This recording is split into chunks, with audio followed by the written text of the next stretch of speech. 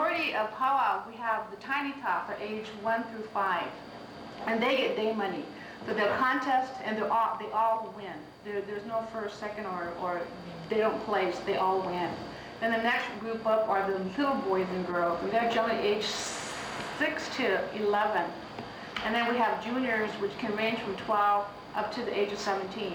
Then we have the adult categories, which is 18 above. And then we have traditional. We separate the dancers into the traditional dancers, fancy dancers, jingle dress dancers, and that way they all have their own specialty songs. So they go out there and they compete. So, and what we do is we do it on a point system. We give like 50 points for every grand entry that they make. We give them 25 points for participation dances, and then we give them lesser points when they contest. Then they line up, and then the judge will go out and he'll say, junior fancy shawl, and who he thought danced the best, he'll put it down, her number down, and so on down the line. So at the end of the powwow, we gather all the points. Whoever gets the most points will take the top money. Whoever gets the second most point will get the second amount of money, and so on and so forth. And generally registration, we try to close it by at least 1 o'clock. So that way, if you're a serious dancer and you want to dance, then you need to make it on time to register. We have about 4 different styles of dance in the powwow circle here. In the men's divisions, we have the men's traditional, northern traditional style of dance, which is the dance where the men usually are dressed in traditional buckskin leggings and usually wear one bustle with a roach. And then we have the men's straight dance category, which is a southern style of dance, where you see that the style is different, where they're not wearing a bustle, but their style of dress and their style of dance is that of the Southern Plains people. And then we have the men's fancy war dance, where you have the feathered dancers with 2 bustles, one on the back of his waist and one on his back with a roach, and they're the dancers that are the really fast competition dancers in the men's division. And then we have the Northern Plains grass dance division, where you see the men with the yarn that's hanging from their capes and their aprons.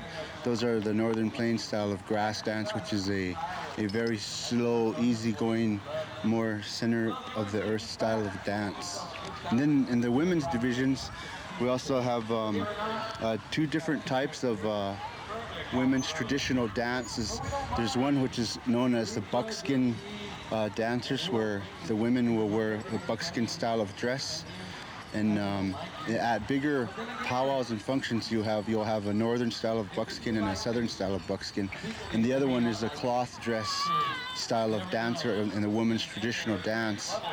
And then we also have the women's fancy shawl dance, which is a dance where the female dancer is wearing a shawl and she's doing these footsteps to the drum beat, which is usually a really fast competition beat. And then we have the jingle dress dance, where the dancer is wearing dresses that are made from the cones of tobacco lids, and when they dance, they make a jingle type of noise when they're dancing to the music. And those are about the 4 different categories that you'll see out here. The powwow arena has to be in a circle. The circle is part of what we have with the medicine wheel. It's a circle of life. And before the powwow began, there's different ways of creating the circle. We're in an urban area, so we did the best we can with what we have. And we determined the size of the circle by the amount of dancers we think will be coming, by the amount of vendors are here. We need to give the dancers a lot of room to move around in, and the dancers will hopefully be sitting behind the chalk line. So all the area in the middle and within the circle are when the dancers come in, they have a lot of room to dance around. And then hopefully if a medicine man comes, or an elder of the tribe or an elder in the community comes before the powwow began, he can come out and bless the arena. and he'll come out and walk around, he'll bless the arena. So that way it's blessed for the entire weekend. Whoever comes in and dances in it has good thoughts and good spirits and good time. That's what we're trying to do. So this is pretty modern with the chalk. Back home, they have a whole ceremony on opening it out. And they do a lot of dancing and they do a lot of singing. There's special songs that are done. But since we don't have that on hand, we're doing the best we can out of the chalk.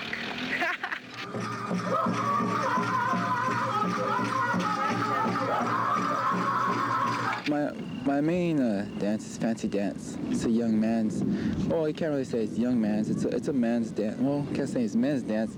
It's a contemporary dance. Women do it, I know my sister does it, and a lot of older gentlemen do it. My brother, you know, but it's a majority, it's a young person's dance, young man's. And it's a very contemporary way of expressing yourself. My father taught me. My father was a very good dancer, from what everyone's told me. I never had a chance to see him, but he stayed mainly out here in California. He never went back to Oklahoma, because for us, going to Oklahoma and winning back there, that's like going to the Olympics.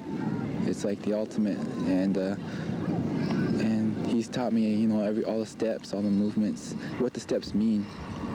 You know, they're taken from the old steps a long time ago, where the men, when they originally did it, where it wasn't as flashy and stuff, there were steps taken like when they hunted or when they went into battle, when they were tracking their enemy and such. And we've taken those steps and made them look more flashy, more fast-paced.